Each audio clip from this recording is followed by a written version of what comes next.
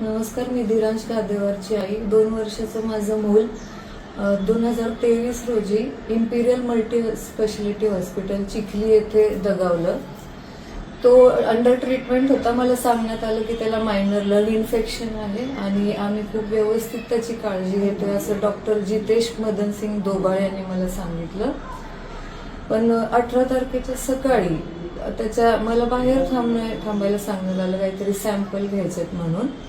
आणि मी आतमध्ये येते तर मला वास येतोय जळण्याचा काहीतरी. त्याच्या अंगावर बघितलं मी तर त्याचा पाय पूर्ण भाजून गेला होता. त्याचे रिपोर्ट आले. 18 सेंटीमीटरचा बर्न एका 2 वर्षाच्या पायाचा. पाय इतक्या वाईट रीतीने जाळण्यात आला आणि त्याचा पाय जळाला की त्याचा जागीच मृत्यू झालाय. त्याची आई जवळ नव्हती. त्याचा श्वास कोंडला आणि माझं मूल जागीच गेलंय.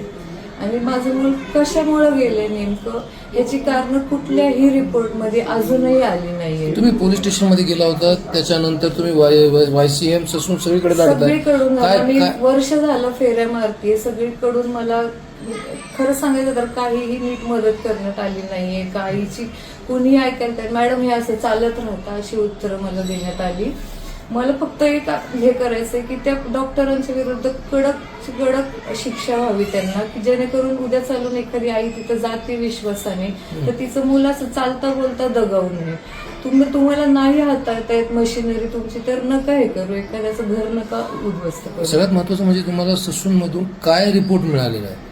मला मेडिकल निग्लिजन्स झालंय का हे विचारलं होतं पोलिसांनी ससूनला प्रश्न. त्याचं उत्तर हो आलंय, पण मृत्यूचं कारण काहीच नाही आलंय रिपोर्टमध्ये. काय अपेक्षा आहे तुमची आता पोलिसांकडून?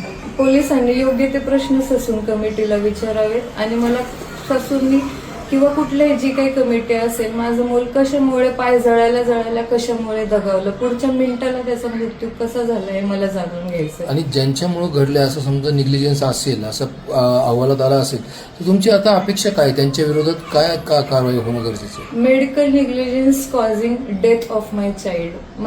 माझ्या मुलाच्या बाबतीत मेडिकल निग्लिजन्स झालेला आहे, ज्यांनी त्याची डेथ झालेली आहे. तर डेथ झालेली आहे, माझं मूल परत येणार नाही. पण ती तेवढी कडक शिक्षा हवी. फक्त पाय जळाल्याची नाही, पाय जळाल्यावर लगेच त्याचा मृत्यू झालाय ह्याचा जाब मला हवा आणि ह्याची शिक्षा त्यांना मिळायला हवी.